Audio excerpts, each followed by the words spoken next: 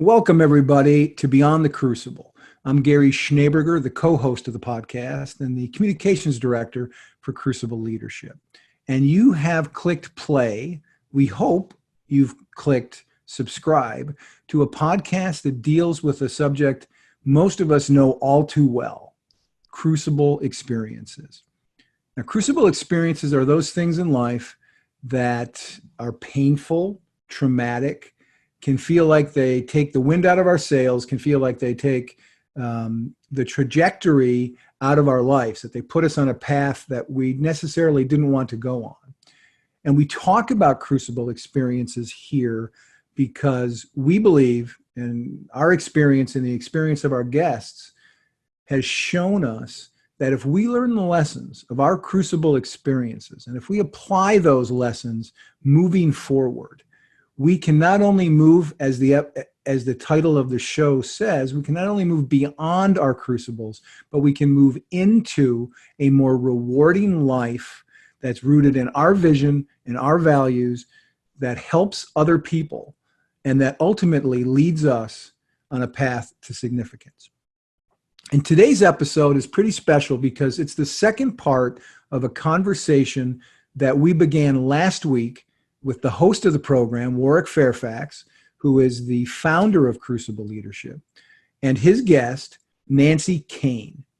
Now, Nancy is a historian at the Harvard Business School who focuses on crisis leadership and how leaders and their teams rise to the challenges in high-stakes situations. For the purposes of this episode of Beyond the Crucible, she's also the author of a book called Forged in Crisis, The Power of Courageous Leadership in Turbulent Times. And it is one of the individuals of the five that Nancy Koehn profiles in that book, the case study she unpacks in that book. One of those five people is Ernest Shackleton, and he is the subject of last week's episode and this week's episode. Ernest Shackleton was a British explorer, a polar explorer, who about 100 years ago was on a quest to discover the South Pole.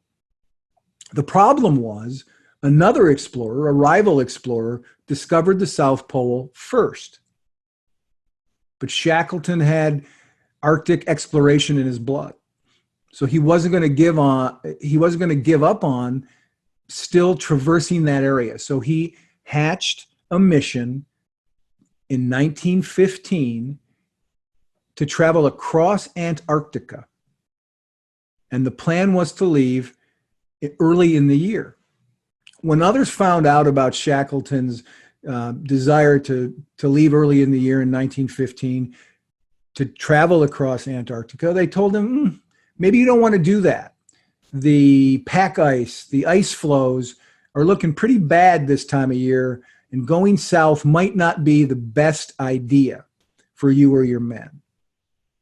Shackleton heard that advice, but he did not heed that advice. So in January of 1915, he set out with his crew to travel across Antarctica. Problems started immediately, and we talked about those problems last week on Beyond the Crucible. Pack ice did indeed impede the progress of the ship to the point that the ship was dead in the water, and not just for days, not just for weeks, not just for a couple of months, but for several months. In fact, it wasn't until late autumn in 1915 that the situation changed in any marked way, and it didn't change for the better. The pack ice around Shackleton's ship actually destroyed the ship. The ship sank, and the men had to scramble out of the ship, climb up on the ice floes, and try to figure out what they were going to do next. Shackleton was faced at that moment, and that was where we left the conversation last week with Warwick and Nancy Koehn. Shackleton was faced with what was he going to do next? And Warwick asked Nancy Koehn a question at the end of last week's episode. How did Shackleton muster up the wherewithal to move on? How did he forget what had come before? How did he forget the mistakes he made that led his men to the precarious position that they were in? How did he face forward, as Nancy Koehn said, and tackle a new mission to rejigger what he was after? He could no longer even ponder traveling across Antarctica. He now had a different mission, and that mission was the life of his crew, saving the life of his men and getting them home safely to England. So when we left this conversation last week, Warwick asked Nancy Koehn, how did Shackleton muster up the perspective, the boldness, the courage to take a step forward and move out in this new mission? And what we're going to hear now is part 2 of that episode, in which Nancy Koehn answers Warwick's very specific question. Here's how I answer that question. I'm going to use a quote from Mr. Lincoln again. This is from his annual address in December of 1862 to Congress, right? Our occasion is piled high with difficulty, and we must rise with the occasion. The dogmas of the quiet past are inadequate to the stormy present. As our case is new, so we must think anew and act anew. And that is, to me, a microcosm of what happens in a crucible, a really searing crucible, or a real crisis. Like, you realize, holy cow, this is really terrible. I got to raise the level of my game. I don't know how I'm going to do it. I can't see how to get through the day, much less how to get through the month or the week or the year. But I got to step it up. I just got to find my muscles. And it's in that realization I've got to do it. And the next step, it's all steps. It's not a giant, it's not like your eagle wings suddenly come available and you rise up into the heavens, or you're Rocky and you've drunk the raw eggs and now you beat Apollo Creed. It's not like that. It's the first step, and then it's the next step. And then your confidence builds and people's confidence in you builds. And so you rise to the occasion. And I think that's what happened with Shackleton. I think he thought, as soon as that ship got stuck, I got a brand new game.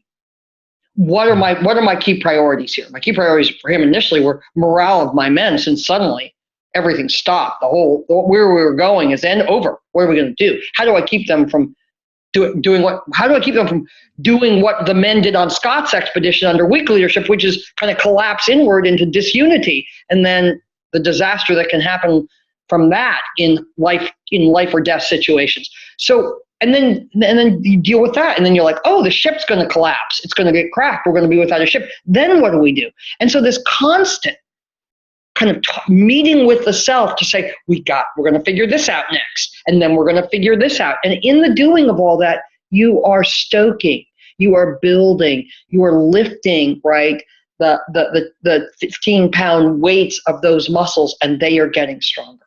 And crisis leaders they get better and better and better. That's what's so interesting. And you can see it iteratively if you study them like I do. And what you just said is so critical. As you know, the title of the podcast is Beyond the Crucible, and Crucible Leadership is the whole website and brand. But, a crucible really tests the measure of a leader. Yeah. The flame is turned up, and how do they respond? And the people you've all mentioned, certainly Shackleton, as we're talking about here, he rose to the occasion. He became a better leader. It was really, it's the test, the good goes to the top, just like the whole molten blast furnace deal. It's the same. Yeah. So talk about some of those key attributes that when things got most difficult, his leadership just rose to such an amazing level. What were some of those key things that really we can learn so much for today? So let me answer that question by telling your listeners just a tiny story. So the men decamped from the ship, abandoned ship, with some supplies, 3 lifeboats, and about 120 of the photographer Frank Hurley's negatives, including some moving film footage, in September. And they're making camp on the ice. Shackleton, by the way, perhaps lesson number 1, puts great attention into who's going to be with whom in which tent. And then specifically, he takes what he calls his doubting Thomases, or the folks that are negative, that, are like, well, I'm not sure how we can do this. That he puts the spreaders of potential psychological and, collective contagion in his tent, adding new luster or power to the keep your friends close and your enemies closer. That's really important, how you manage and deal with people. But the ship goes down. The men are on the camps, and he's careful with lots of routine. He's got a routine. The duty roster varies every single week. Everyone sticks to a routine. Everyone exercises. Everyone socializes over dinner by moving around to tent after dinner, moving around to tents because we don't want people getting too alone and too negative and too isolated. All these different aspects of managing morale. But then in November, mid-November, the ship goes down, and he sees it in the morning starting to crack and the ice starting to open. And in the course of about 8 days, 8 hours, the course of a working day, the ship falls with its broken mast and all. It's like ropes everywhere through the ice, and then the ice closes over, and it's gone. And there's literally no line on the horizon. Now, for a team of naval men, scientists, soldiers, enlisted men, officers, this is like the world coming to an end. They're 2,000 miles from anybody. They have no Waze or GPS or like text messages. There's no Facebook posts. No one's knows where they are. I mean, the men are they're shell shocked. They're in the worst state they've been. They kind of stagger to their tents. Shackleton paces the ice because he can sense how like this is just a game-changing moment for his team and whether he can keep them unified and following orders and trying, believing they can get home. And he paces the ice, and later in his diary he will say, all night long, and he will say, a man must shape himself to a new mark the minute the old mark goes aground. So what's he saying? He's saying, I got to raise the level again. There's a new mark. We don't have a ship anymore. All our bearings are lost. I've got to do something different. Next morning, this is really important. This is, if you will, lesson number 2. He walks around the tent with Frank Worsley, the navigator, and they have cups of hot tea and milk for the men. And he says, lads, get your tea. Come on here. Gather around. And he does a little town hall meeting. And the first thing he says is, ship and stores gone. Now we'll go home. And in later years, when the men were interviewed, some of them were interviewed by the BBC about, how did they survive? By the way, to almost a man, they said the boss, which was their nickname for Shackleton, made us believe we could do it. Many of them were called that. Like, the whole world had just dropped away. We were in a new, incredibly low point. And there he is saying, well, space forward, ship and store's gone, so we're going home.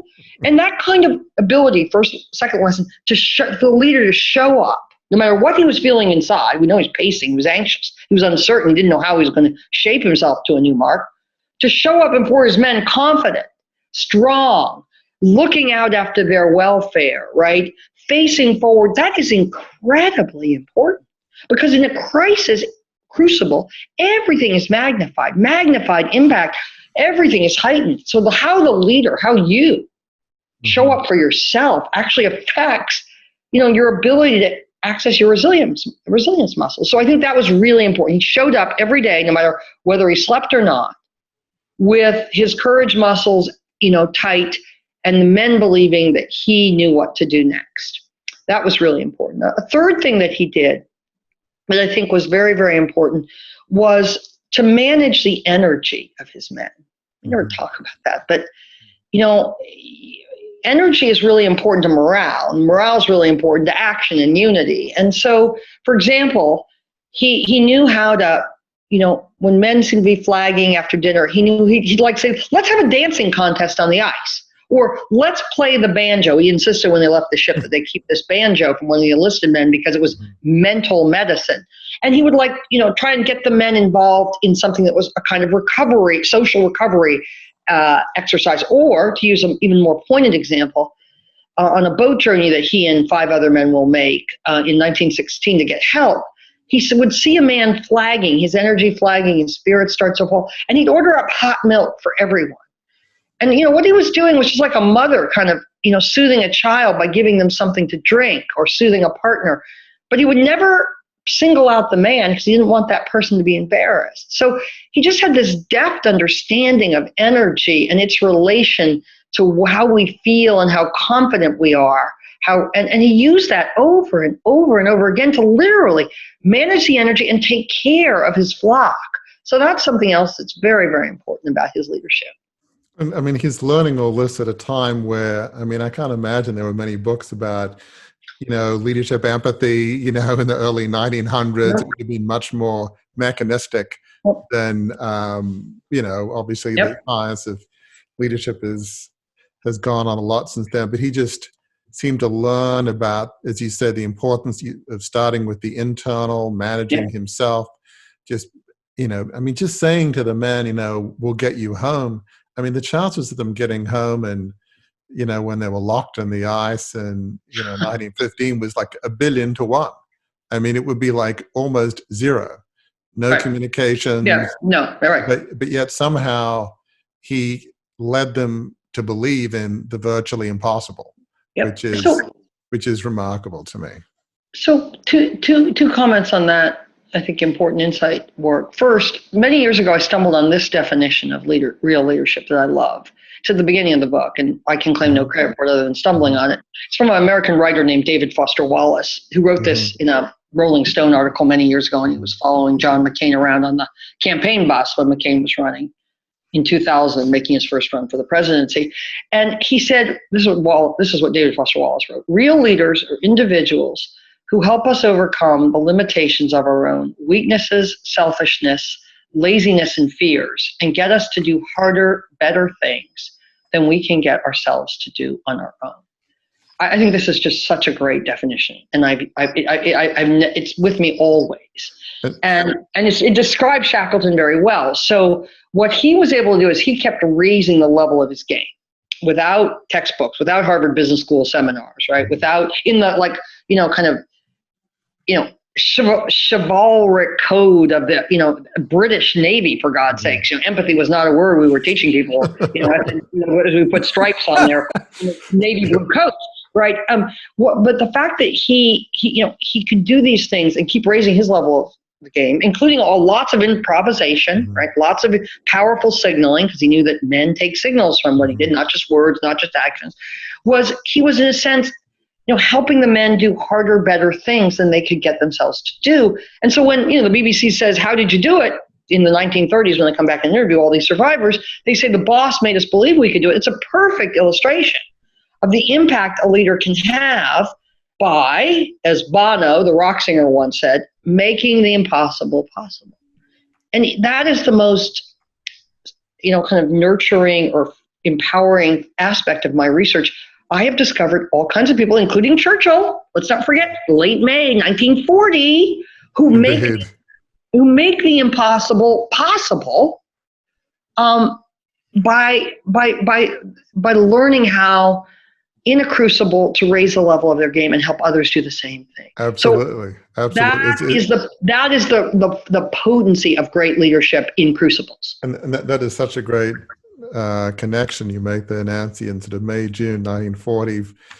France has fallen, most of Europe is gone, America's, year plus away from entering. And, the betting money would be on Britain's not going to be able to hold off against the might of the German Wehrmacht and Luftwaffe, and somehow he makes the whole nation believe we're going to hang on, which that's, I mean, how do you do that? It's millions of people believe, if Winston says we can survive, well, you know what, we can survive. That's millions of people and all those like RAF base commanders, right? Who are like, okay, we're sending them all up now. I remember there's a story from the summer of 1940 when Churchill goes to visit some base and says, and how many Spitfires do we have in reserve? And he says, none. They're all up in the air. Right? But the point is that you don't need to do it with enormous amounts of reserve and slack. You just need to do it. And he did, and he made people believe they could do it. It was so important. The whole world history hinged on those months in some very real sense. Oh, absolutely. So I want to get to, how Shackleton was able to get his folks off the ice. But, you mentioned just, as you said, the power of just giving his men belief, just managing emotions, mixing people up, troublemakers, even people of different classes, officers, crew, the whole games, animal, vegetable, mineral, all those kind of, managing people with food and drink. I think he mentioned just so many tools that he managed to keep morale up. And so they were on the ice for a very long period of time. but then eventually there's a turning point when he launches his folks to get to Elephant Island. So talk about, they're on this ice floe, floating hundreds of miles off course. Yeah. He's looking for an opening in the ice where he can launch these lifeboats. And so talk about that part of the story where eventually they're able to launch their 3 lifeboats. So the boat, just to pick up the last skeins of the story. So the Endurance goes down in the ice, is gone forever, in November of 1915. The men then pass December, January, February, and almost all of March in that same berg. So the morale is very low. It's late March. They're waiting. All the men are watching, Shackleton most keenly, for the ice to break up enough for them to launch 3 roughly 22-foot each lifeboats, open lifeboats, and sail northwest. They have some rough idea from what's called a sextant, what today we regard as a crude navigational device that charts the angle between the sun and the Earth's line horizon to make navigational coordinate estimates. They're waiting for the ice to break up so they can sail northwest. This is up the western side of what is an archipelago of islands on the South American side of Antarctica. And they're hoping to get far enough north to an island where a trading ship, some kind of ship, will find them. Or where they can find an island called Paulette Island, where Shackleton knows previous expeditions have cached supplies. So that's the goal. And they set off, and then finally the ice breaks up enough. Shackleton doesn't want them to go too early because they don't want to get stuck in ice in those lifeboats. So then they've lost their navigational, their transport capacity. Eventually the ice breaks up enough. Shackleton gives the go-ahead.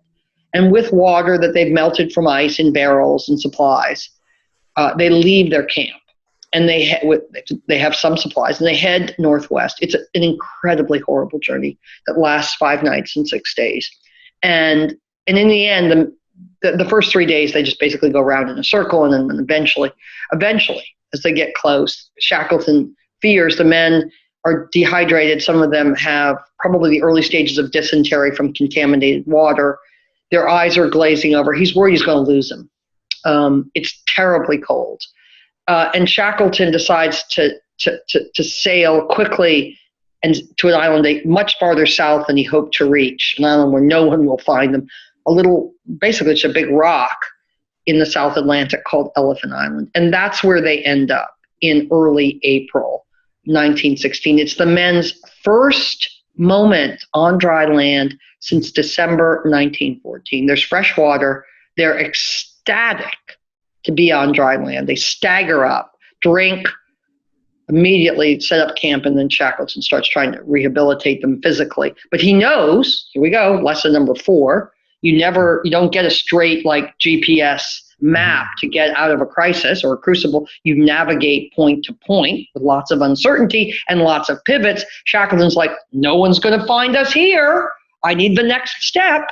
And he immediately, probably by the next morning, possibly even the evening they arrive, decides we're going to have to sail for help. We can't stay. Everyone can't stay here because we won't ever be found and we could die. So he starts making plans right away to take one of the lifeboats, reinforce it, put a canvas mast on the top of it. It's an open lifeboat, rowboat basically. Put a mast up, canvas deck, mast up, sail, put 2,000 pounds of rocks in the bottom to give it some kind of heft, right? Some ability to withstand the waves of the South Atlantic. And he decides he and 5 carefully chosen men will sail back to South Georgia Island in the whaling station where they know they'll find civilization. And that's the next 2.5 weeks of time and attention, the men all getting ready to outfit one of the lifeboats, the James Cairn it was called, to make this incredible journey across what anyone that sails will tell you are some of the world's most difficult seas. I think you mentioned that's like an 800-mile journey. It's an 800-mile journey. Gale force winds, and I think you're right, there was some massive wave that was bigger than any wave that Shackleton had seen, and he had had some experience on the seas, and somehow they made that 800-mile trip, which in itself, as you write, is almost unprecedented. It certainly was remarkable they even made it.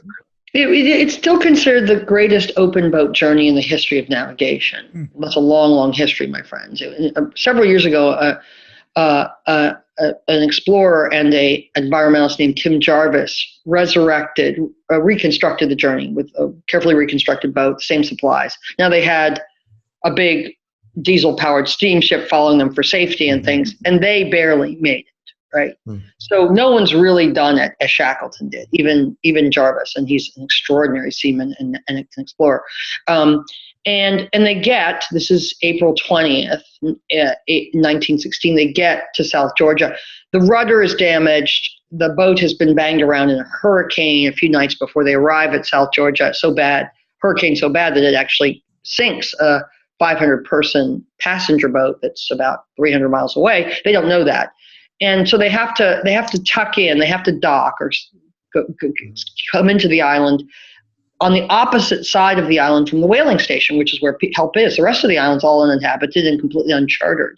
And so the next part of this incredible story that just keeps getting harder is Shackleton and the two really tough, smart, good guys he's brought along. The other three men that he brought along were men that he didn't want to leave on the island because they were doubting Thomases, and he didn't want them spreading pessimism and negativity on the island, on Elephant Island, while he left to try and get help. Again, managing morale.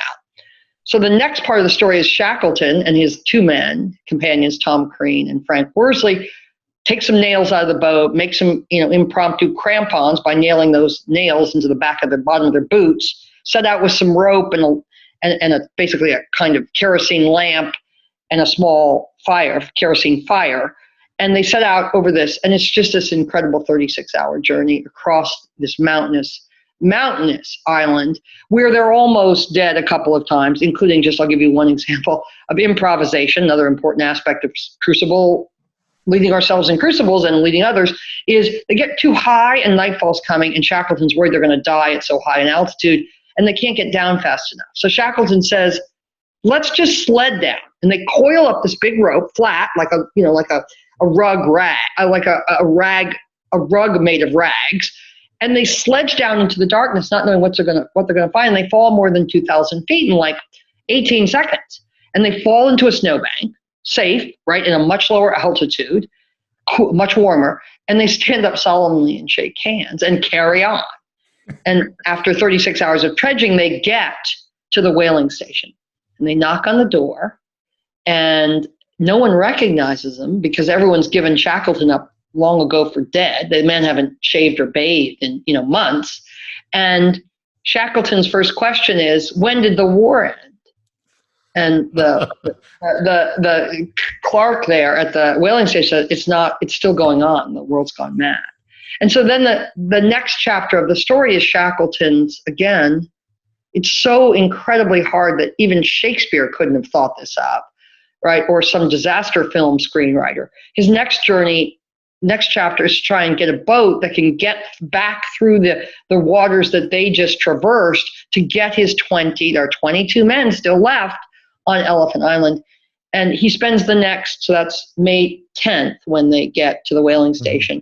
He spends, May 12th when they get to the whaling station. He spends the next 4 months. It'll be all of May, all of June, all of July, and all of August, trying to get a boat that can get through what has now become pack ice again and actually get its way all the way. And it takes him 3 or 4 tries. It takes him 4 tries, 4 different boats. Each of the first 3 tries, they encounter pack ice, and he's afraid they're going to get trapped, and so they turn back to go back to port.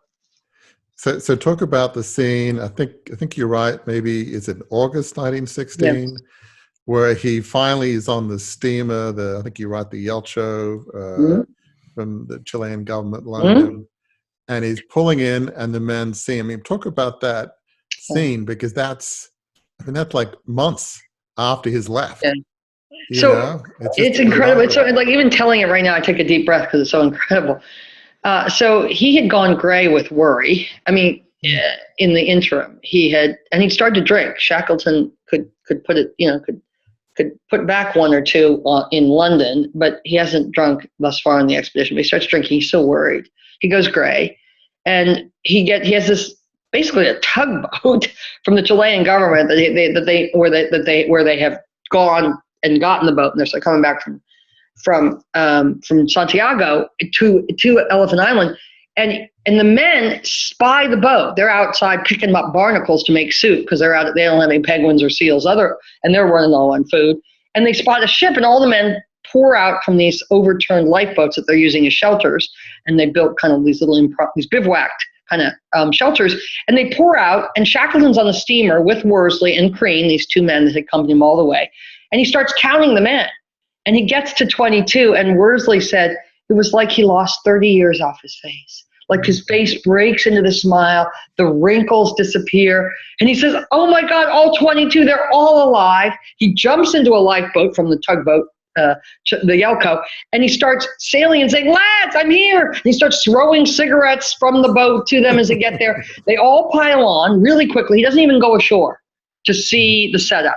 He's so worried about pack ice. He just gets them all on the Yelko. They sail for Chile. Huge celebration because everyone had given them all up as dead.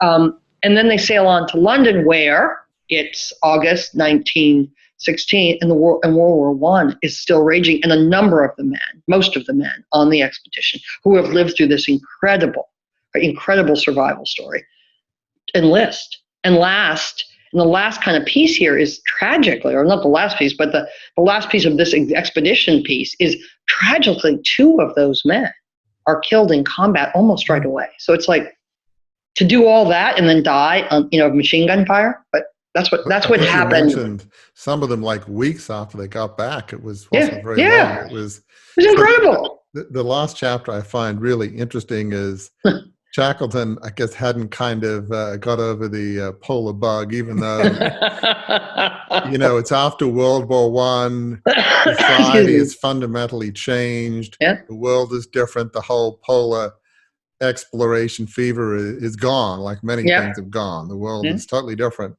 but not for Shackleton. And so somewhere around 1920-21, he decides, okay, let's do it again. And I think you're right. Was it like 8 of his crew? I mean, let's do it again. It's like, who are these people? I mean, why would you want to do this again? What kind of leader can inspire people to do something, I don't know, almost say suicidal again? It's like a great crucible leader. So he sends the call out in 1920. It's to go again, right? And it goes out to 4 corners. All his men have scattered. The war's over. He himself has been lecturing in the United States, trying to recoup some of the money for the debts he owes for the expedition on the speaker circuit in America. But the world, I mean, no one cares about the pole anymore. No one even cares about individual heroism. That just got wiped away in the mass carnage of the First World War. And so he sends a call out, and then it's more than 8. I want to say it's 12 men answer, and yes, sir, boss, here we come. And they all gather, and the ship takes off in late 1920. And the men join him, and they go just like they had in 1914. They go to South America to pick up a few more supplies, and then last port of call is again South Georgia, the whaling station. And that night, the first night they get there, Shackleton has a massive heart attack and dies in his sleep in his cabin, and his men bury him there. And then they go on and kind of travel along the Vassal Bay, which is this bay where they wandered on the Endurance as the currents carried them, and back to Elephant Island just to take a look at that place where many of them spent 5 months, and then they come back, and it's more of just a kind of reliving of the cohesion and the spirit, the triumph of the human spirit that journey was. And then the expedition just fades into the mists of history. No one cares. They got home. The men go on to their lives. The BBC gets interested in the story and does a series of radio interviews in the 30s. And then they slip back in the mists of history. And no British school kid, no explorer aficionado is talking about Ernest Shackleton. So I think, as you're right, they were talking about Scott. They were talking about Scott, who died on the way back. Exactly, the martyred, lousy, insecure leader who, effectively martyred his men, right? And who got queen and country, or king and country, but they still died. And and so, beginning in the 1980s, though, it's almost like a phoenix rising. partly by the efforts of Roland Huntford and other very good polar explorers, a larger story starts to come out, both about Scott and then that unearths Shackleton. And then it's again, like almost like from underground, this collective, global kind of cottage industry or grapevine of real interest in this story and of the impossible being made possible just comes to be incredibly popular. There are Shackleton schools, there are Shackleton societies. I get emails every single week and have for 20 years about people like wanting to talk about Shackleton. And right now in the COVID-19 crisis, everyone I know wants to understand how they endured and triumphed in these life and death circumstances. There is something about the intrigue of the epic failure. Being Australian, as you probably know, one of the key military episodes in Australian history is Gallipoli. It really, for Australia, we became a nation in 1901, but in reality, we became a nation in, I think it was 1915, somewhere like that, in Gallipoli, where, just real briefly, as you know, it was on the shores of Turkey. Turkey was an ally of Germany in World War I. The British commanders sort of dithered and just made sure that the Turkish forces had plenty of time to get machine gun nests on the hills, and it was just horrifically executed. And then these poor Australians were landed there on the shores of Gallipoli with these high hills and mountains, machine gun nests, no hope of success. But yet, even though it was a failure, just the heroism and the courage amidst that has defined a nation. Even now, in Australian cricket teams, when they go to England, will stop on the way as a kind of a morale boost. So anyway, Gallipoli is a whole other thing, but there's something about the epic failure. But in this case, it's more than just the epic failure. It's just what Shackleton learned, his ability to move on. So as we sort of summarize here, for leaders today who may never have heard of Shackleton, what are the 2 or 3 things of why Shackleton holds so many lessons for CEOs, leaders of nonprofits, leaders in the COVID-19 crisis that we're all going through, corporate leaders, governmental leaders, when everything is so uncertain? What are the key nuggets, would you say, that we need to learn about Shackleton? Well, just to kind of present them in uncharacteristically succinct form, you have to step into the fear, right? You take the step. Courage is not the absence of fear, as Mandela said. It's the willingness to walk into the fear, kind of square your shoulders and tighten your core and realize you are still standing and can take the next step. And then other people behind you can take the first step. So step into the fear. Feed and water yourself and your people carefully, both emotionally and physically and mentally. Keep your fingers tightly on the pulse of the morale of the people around you. Learn forward, face forward, and learn. Right? Let go of what was and what didn't work in the past. Learn from it, and then move forward. Especially in crucibles and crises, there's just too much at stake to spend a lot of time rehashing the past. I said on the Charlie Rose interview I did many years ago, several years ago when my book came out, I said, I learned, and Shackleton learned, that why is never the question, right?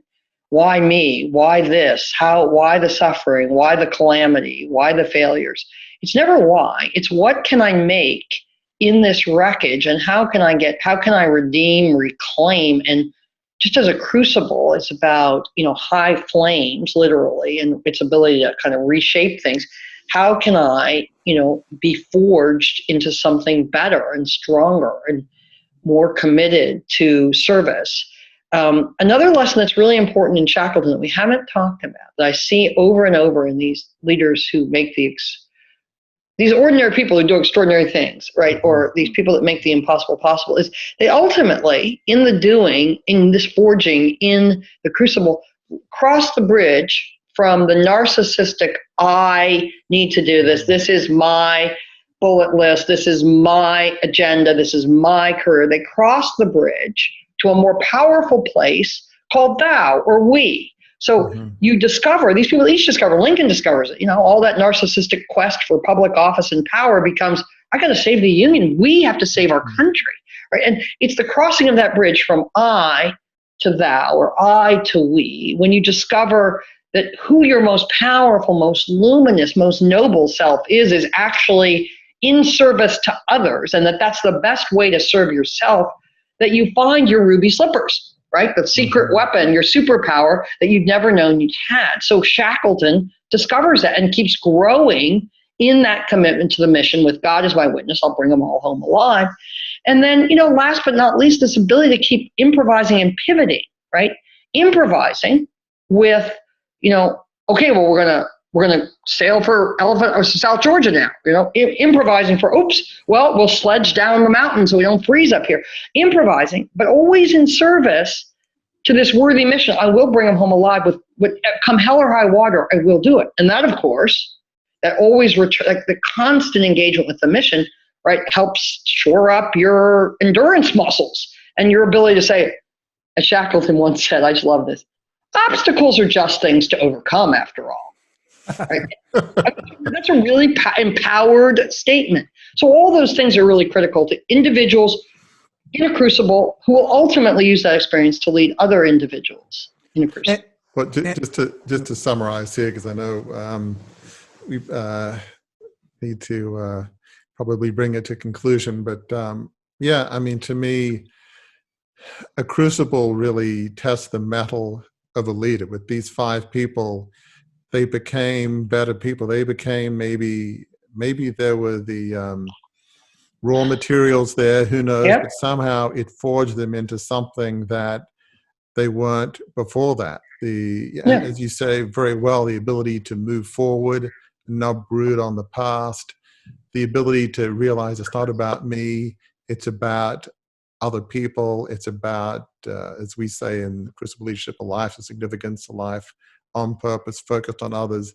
All these great leaders did that, and the reason it's so important for us to study them and why your work is so important is there is a reason we call them great leaders, because great leaders don't happen every day. They're very rare. It's like finding diamonds. You could look through a lot of rock to find a diamond. And so that's why studying them and what you do, the work, is so important, because, who else are we going to learn from? There are very few people that we hold up as role models or to be learned from, unfortunately. So, but maybe it's not quite such a small kind of circle of people or small group of people work. I've come in, and I'm still studying courageous leaders. We're writing a case, a research associate and I are writing a case right now about the Cuban Missile Crisis and the emotional intelligence and awareness of not just John Kennedy and Robert Kennedy, but a few other people, including people like Adlai Stevenson and Tommy Thompson, who was the former ambassador to the Soviet Union, who was called in, and the emotional intelligence piece that is as important as any of the military expertise in that conference room of the White House in helping resolve this without nuclear war becoming the logical end of our action. So the more I've studied this phenomenon of great leaders, the more I'm convinced that that great leaders are made, they're not born. And if that's the case, then there's lots and lots of potential greatness out there. And I think it also comes in many different shapes and sizes. We cover in our lives people who end up exerting, a lot of power, a lot of authority, a lot of influence. But I went through chemotherapy. I saw great leaders on the infusion floor in those nurses, right? I've seen school principals who are great leaders. There's a woman right now in Ohio who's the health secretary who's facing death threats because she knows a lot about social distancing and healthy protocols, and people are a certain very small group of people is very angry and armed. She's a great leader, and she's getting greater by the day as she holds this idea about your health, the collective health of Ohioans is my charge, and I'm obligated by that. I will discharge that obligation. So I think one really important message for people in crucibles or helping someone in a crucible is, out of this can come your greatness, but you have to work at it, and you have to say, my project here isn't just to get through this, it's to get better and stronger and fuller and more empathic and more compassionate and more competent. And I'm going to work on that as I navigate through these high winds and big waves. That's really important, but you have to decide that for yourself, and then you have to stick to it. And so that piece is a covenant that you make with yourself. And it's really powerful, but it takes work, real work, but incredibly rewarding work as well. Well said. Normally, at the end of a podcast, I will launch into what I consider the 3 takeaways. But I've been in the communications business long enough to know that when there's this much Harvard Business School in the house and it's been summarized so well, I'm not going to bother doing that because I think Nancy has summarized it all very well, listener.